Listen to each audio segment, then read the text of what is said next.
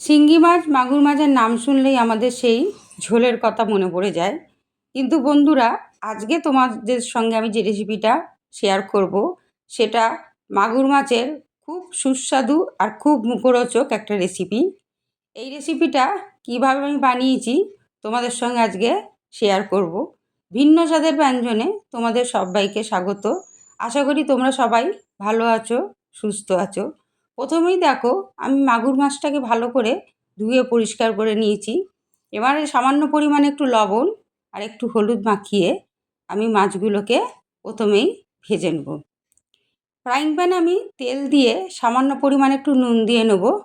সাধারণত এই জিওল মাছগুলো ভাজবার আগে তেলে একটু নুন দিয়ে নিলে এগুলো কম ফাটে। এবার ঢাকা দিয়ে আমি মাছটাকে সুন্দর করে ভেজে নেব।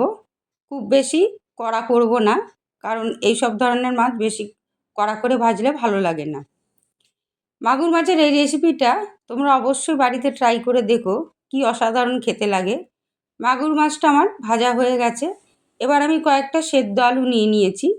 তোমরা ইচ্ছা করলে এমনি আলুও নিতে পারো। এতেও আমি সামান্য পরিমাণে একটু লবণ দিয়ে ভেজে নেব। এবার কয়েকটা কাঁচকলা আমি নিয়ে নেব, এগুলোও আমি লবণ দিয়ে ভেজে নেব। কাঁচকলা আলু দিয়ে মাগুর মাছের এই রেসিপিটা একবার খেলে সত্যি এর স্বাদ ভোলা যাবে না। তাই তোমাদের কাছে আমার অনুরোধ, অবশ্যই বাড়িতে এটা ট্রাই করো। ট্রাই করে আমাকে কমেন্টে অবশ্যই জানিও তোমাদের কেমন লাগলো। একটা টমেটো আমি নিয়ে নেব, সেটাকে আমি ভালো করে চপড করে নিয়ে এই তেলে ভেজে নেব।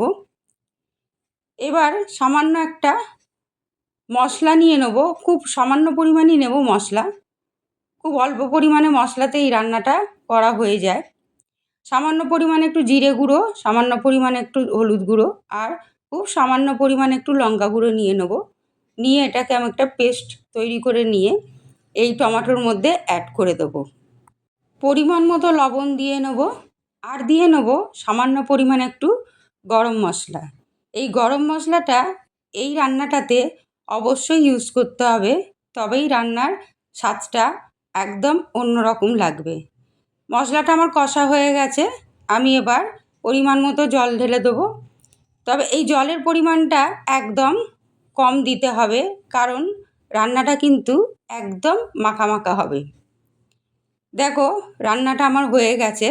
আমি নামাবার আগে আর একটু গরম মশলা এতে অ্যাড করে দেবো। বন্ধুরা, আমার রেসিপিটা তোমাদের যদি ভালো লাগে অবশ্যই তোমরা লাইক শেয়ার করো আর চ্যানেলটাকে